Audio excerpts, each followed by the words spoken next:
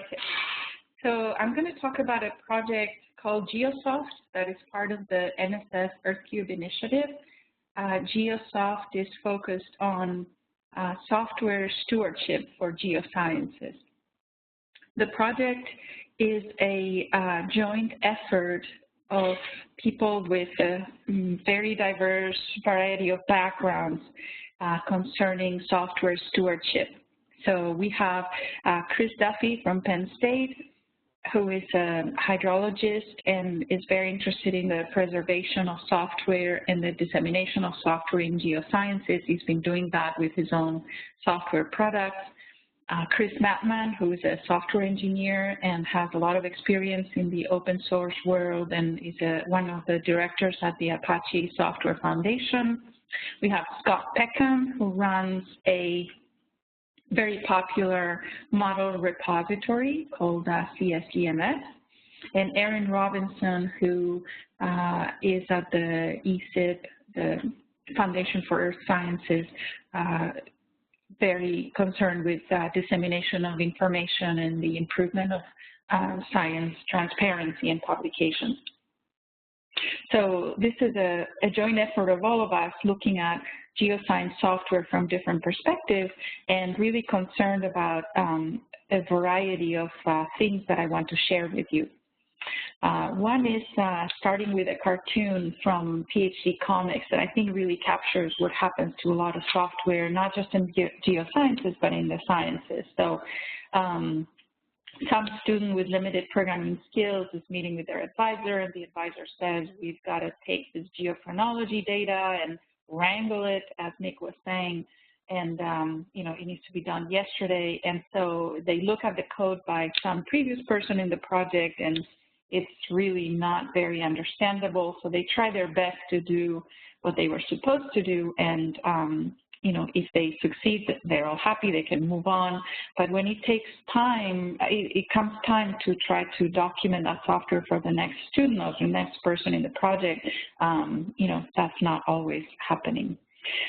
So I think, you know, the situation is very common that you try to, first of all, find software that you know somebody has developed before, and it's just really hard to figure out who and how and find it. And it doesn't matter if it's within your lab or somewhere else. Many times people move on from the lab and go somewhere else, and it's just really hard to reuse their software.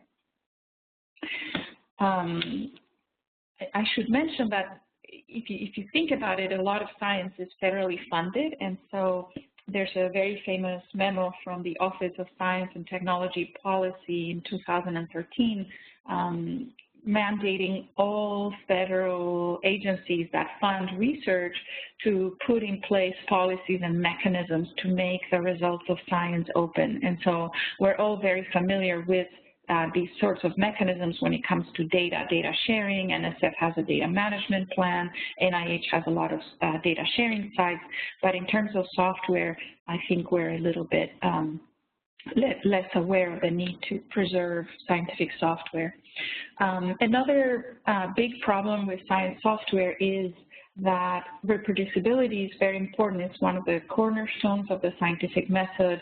And I have here a medley of news items and articles, editorials that highlight the need for reproducibility. So from a Nature editorial on illuminating the black box to a Science special issue on data stewardship and reproducibility to some articles on articles that were retracted. There's a lot of them, especially from the most reputable journals. There's an article there from a Nobel laureate that retracted not one but two papers in the same year. There's also ethical implications for the lack of reproducibility. So some biomedical research that leads to clinical trials that then end up not working and actually hurting patients that go through them. And finally, also some economic consequences. You might not think about this, but I have an example here. There's a pie chart of taken from a Wall Street Journal article where it shows the amount of articles that Bayer, the pharmaceutical company, was able to replicate of the articles that they wanted to replicate that the journalists looked at. And it turns out that most of them, they just could not replicate it, even though the company had enough funding and support to pursue this. So imagine if you try to replicate somebody else's result and you have limited time and resources to do that. So this is very, I think, very shocking. I don't know if you've heard about a paper from 2 Harvard economists that a student tried to reproduce and found some serious errors that also had financial implications. And then finally, since this seminar is about paleoscience, I think there's a lot of, concern with the public about whether scientists really know what they're doing when it comes to really studying climate and being serious about the data and their rationale for the recommendations and so on. So being able to really back any conclusions with data and analysis and track all the provenance of the results is very important. And software is a big part of that. Another big problem has to do with quality and productivity. So these are quotes from a roadmap on workflows for geosciences that we did a couple of years ago, where we did surveys with a variety of scientists, and one of the quotes talks about quality control. So some people are really good at doing this. They really are very conscientious. They put a lot of work on writing software that takes care of a lot of the errors that come from sensors or, errors introduced by people in databases, but others just do, the best job they can in the time they have. And so it would be nice to be able to run quality control software routinely by everybody and really be able to disseminate when somebody does a good job with some aspect of quality control. Another quote has to do with redundant efforts. So this scientist felt like he was repeating the work that 100 of other people have been doing just to get and pre-process data. It's not even part of the science research project that they're doing, but really just, getting the data ready. This is actually a very serious problem. So there's a quote here from a NASA announcement that estimates that 60% of a project's time is spent just getting the data and getting it in good enough shape that it can be used by models. So before science is done, it looks like 60, and some estimate at place the estimate at 80%, 60 to 80% is spent on just preparing data, and that involves writing a lot of software. This graphic is from a study of workflows in a variety of domains, a variety of workflow systems, and the data preparation steps really amount to 60 to 80% of the workflow structure, depending on the domain. So this is also a big problem. So all of these issues point to the value of tracking and sharing and reusing software in science. This is really the goal of this GeoSoft project. So helping scientists to share the knowledge that is captured in the software that they develop, whether the software implements big models, which tends to be the kind of software that is more shared and reused. And of course, these models embody very sophisticated scientific knowledge. But also there's a lot of other software that implements maybe smaller, less glorious things like data preparation or quality control that, as I mentioned, is estimated to be the majority of a project's time. So our goal is to help scientists share this knowledge, and in doing so, we plan to develop an online community for sharing knowledge about geosciences software. And this has a number of features that we are investigating. One is to provide intelligent assistance when it comes to publish or describe new software. So right now, if you want to publish your software, you have to figure out where to put it. You may not even know what kind of license to use. You may not know how to describe it so other people can find it, and so on and so forth. Another aspect is having scalable search capabilities to find software given some requirements that you have. And the third prong is to provide interactive advice. So I don't know what kind of license to use for my software. Can we help you depending on, if you just want a recommendation on the license that everybody seems to use, or if you have commercial ambitions, what kind of license would we recommend, and so on and so forth. But really give interactive advice as needed by you when you're publishing your software. This is kind of a diagrammatic overview of the project. So one piece that's very important for us is the community aspect of software. So can we tap on the kinds of software that you would browse and look through and recommend to you software that others that publish similar software or maybe work in a similar domain or discipline, look at the software that they're looking at. So can we recommend software to you based on what you are browsing in the system? Can we promote interoperability across different pieces of software? So by really compiling the software that different scientists write, we can start to group them into classes or categories and really understand what classes of software are being used, for example, with certain visualizations, and promote interoperability across them. And very importantly, interoperability across domains. So we work a lot with the critical zone observatory and just being able to integrate software from models from different domains is a big challenge. A second aspect for us is this interactive advice. So to be able to help you publish your software, and if you have a very simple script, you want to spend 2 minutes publishing it and describing it, that's fine. But if you really have developed some software that took you 3 months and you really want to make sure that others can find it and can reuse it, then we'll guide you through further steps. And if it's some piece of software that you care very much about, then we will have a lot more questions for you to answer. We also want to let software users help in adding all this metadata to describe software. So it doesn't have to be the software producer answering all these questions.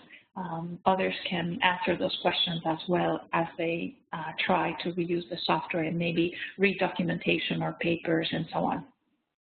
And then the third piece is learning. So we're compiling best practices in open source and software sharing, and we're putting together multimedia lessons to help people learn about specific topics in software sharing. The project is pretty new. We started in October. We had a few months before that just to do some initial prototyping. So I'm going to tell you a bit more about what we've done to date. So if you think about geosciences software today, of course, people publish in existing open source software frameworks. So lots of people publish in GitHub, maybe CRAN, if you have RCode, and other popular software repositories. There's also repositories for models, so modeling frameworks that let you run models at large scale and do all kinds of model integration and synchronization of simulation. There's also a lot of efforts on developing common data formats, and that makes the software more reusable, more composable. It's easier to reuse software that uses or adopts these kinds of common data formats. But most software we find that is either posted on personal websites or just simply not shared, particularly if it is this, kind of pre-processing or quality control types of software that you tend not to even mention in a paper. So we've been trying to understand the software sharing challenges for geoscientists and developing use cases that we collect from scientists about use and reuse of software. So I just list here a few, but in general, they have to do with, I develop software, I care about it, but I don't know what to do with it, where to put it, how to advertise that I have it, and so on. Or I have my software on GitHub, I have a growing community of users, I don't know how to get credit for all the work that I put in maintaining that software, how can I make my time worthwhile and make it count for my career. So there's a number of different kinds of use cases that we're looking at as we develop GeoSoft. One of the things that we care very much about is the kind of metadata that you need to make software composable. That means that your software can be modular. You shouldn't have to go into the code and change some value of a constant or a parameter. You should be able to do all of these things through the interface of the software. So you should have a clear declaration of inputs and outputs of the software, but also constraints on the kinds of input data, constraints on the software itself. So for example, on the lower right, there's a reaeration model that requires that the depth of the river be less than a certain value. And then being able to group software into categories so that we can relate their function and their capabilities. So this is an aspect of software that we care very much about. Not so much what's inside and not so much what's the quality of the code or the software development skills, but really advertising the software to others. So we're, in that sense, we're more interested in offering a software registry than a software repository. So you can store your software in GitHub, but you could come to GeoSoft and register that it exists and describe this kind of metadata about your software. Another kind of metadata that we've been looking at is work by Scott Peckham, who's part of the project on what's called the CSDMS standard names. So these are a compilation of objects and quantities and operations on those quantities that you find across many geoscience domains. And CSDMS is a big repository of models, so it's pretty comprehensive in terms of the coverage of all of these names. So he's creating these standard names that you can use and browse to describe what kinds of objects and quantities your models and your software are using. Another piece that we're building on is a framework for understanding software sharing sites. So this is work by Chris Mattman and colleagues on comparing across different approaches to software sharing that these different software sharing sites offer. So this is useful to make a decision about where to share. And finally, we're looking a lot at the social aspects of software in terms of incentives. So this is studies by James Howison and Jim Herbsleb, who are collaborating with us, really trying, they do a lot of studies on what makes scientists publish software and when they don't, what makes them not do that. What are the usual conventions that scientists use to cite or mention that they're using software from others, and so on. So we're trying to learn as much as possible from those studies. This is a screenshot of our current interface to the software repository. This is an interface that we're scraping now because we've learned so much from it about what to do, what not to do, and how to do things better. But I just wanted to give you a flavor for it. On the left, you can see a lot of different categories of software and classes. The software is grouped by function. We don't think that this is that visualizing this sort of tree is going to be very scalable, but at least we want to show you that the software will be organized in different categories by domain and by function and types of data that they take and so on and so forth. Then on the right side, there's all kinds of different pieces of metadata about the software that you can provide, and we have a way to help you understand what you're being asked about so that you can provide the appropriate information. So this is just a cartoon showing that what I just explained. One of the things that I wanted to show you is that we're working with some of the EarthCube RCNs, and it would be great to have some collaborations going on with C4P. So if anyone is interested, we'd be very happy to pursue this with you. We've done some work with the Sediment Experimentalist Network, so there are some pieces of software in GeoSoft that we've been able to take, and they've been describing them, relating different scripts to visualization tools and so on and so forth. The EC3 RCN is for field sciences, and so what they would like is to be able to describe the different kinds of apps that you can take in the field and their connectivity requirements and what kind of information they collect and all kinds of things. So we've been also working with the RCNs to collect requirements. A very exciting thing that we're doing is that we have an early career advisory committee, and one of the things that we believe is that early career people have kind of a more vested interest in preserving and reusing software because they're more involved in software development themselves. And so we embarked in an activity called Geoscience Paper of the Future.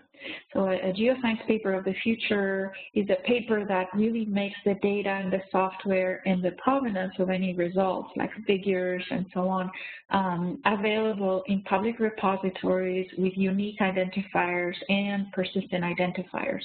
So, 12 members of our early career advisory committee, about a half of them, decided to work with us to take one of their papers and write it as a geoscience paper of the future.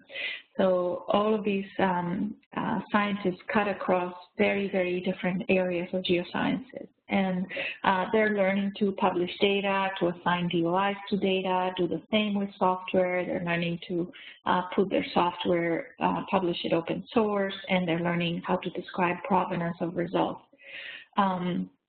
So we are developing all the training materials, the lessons learned from their personal challenges in their research areas, and in sharing things that maybe their colleagues are not ready to share, and all kinds of things. And we're also creating these 12 exemplar geoscience papers of the future, and we're planning a special issue of a journal and some sessions at upcoming meetings of EarthCube and AGU and so on. So this is something exciting that we're doing. This is really helping us learn a lot what the practical challenges are to sharing software. And finally, from all of these feedback and requirements, we are developing a new version of GeoSoft, the portal to publish software, and we're planning a big release at the end of May. And we are organizing all the interaction with the users and all the questions along issues that a scientist would worry about. So, for example, can I provide my software a unique identifier or a short description so that people can find it?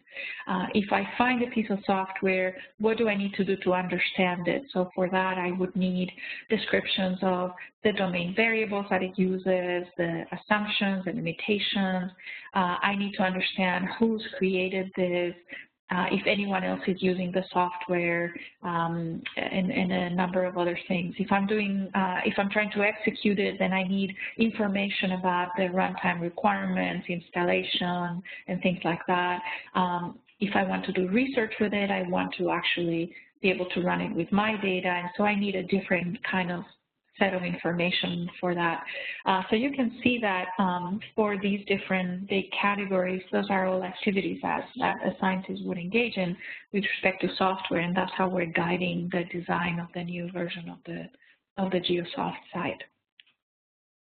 So as a recap, in the GeoSoft project, we're aiming to develop a community for geosciences, software sharing, develop tools that help interactively with a collection of metadata that describes the software that you're publishing, and also help you learn about best practices in software sharing as you need to learn about specific topics.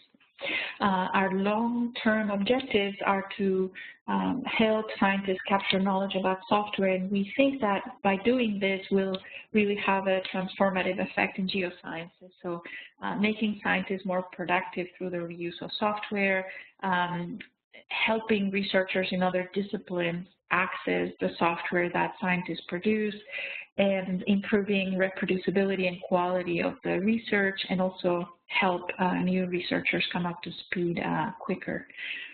And thank you for listening, and I'm leaving you with some pointers to the project website that has a lot more information.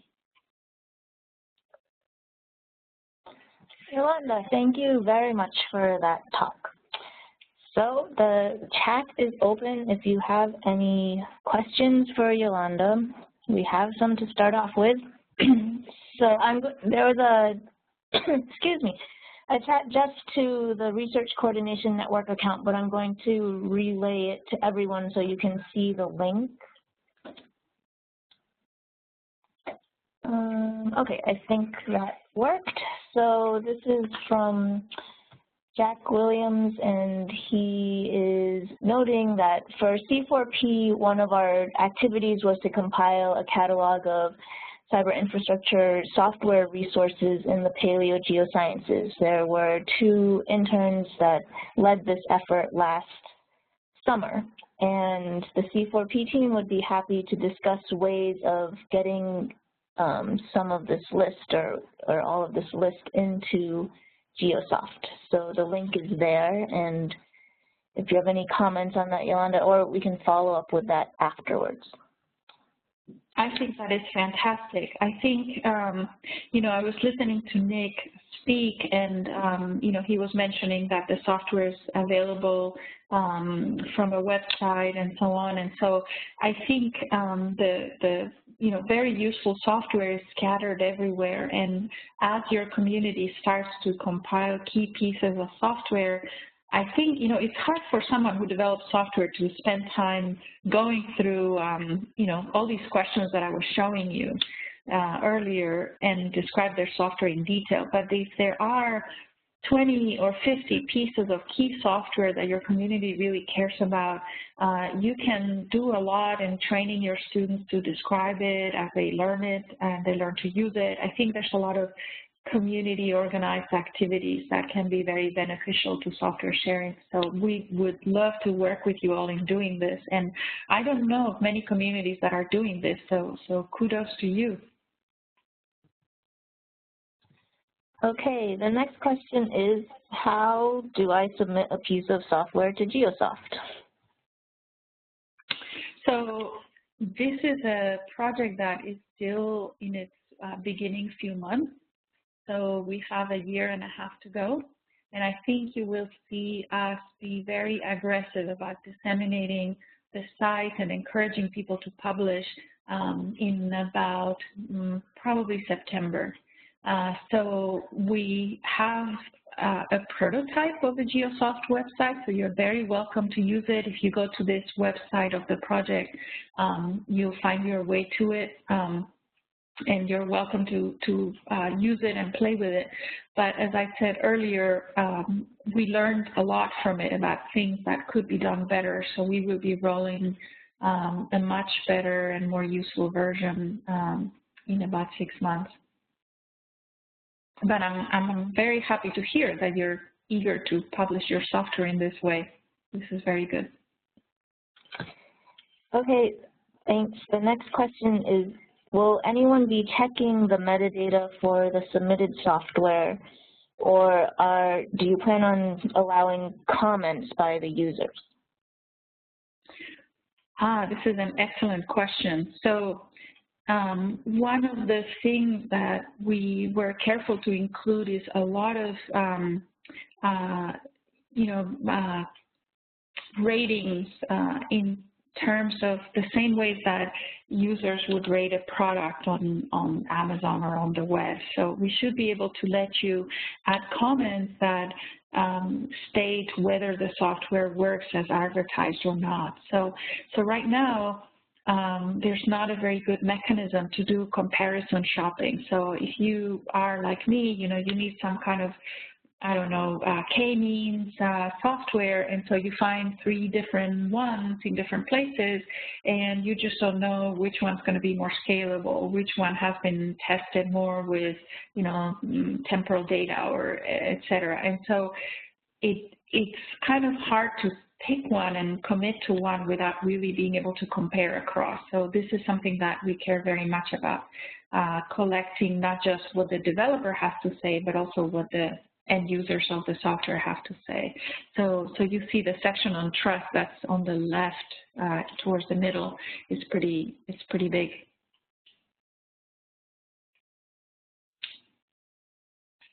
Okay, so we are nearing the end of the hour, and I don't see any more questions right now, but as I said before, any other questions, you can either type them into the chat or reach us at C4P and we will get the answers for you. But for now, I just want to say thanks again to both of the presenters. This webinar will be available later both at the EarthCube website and at the C4P YouTube channel.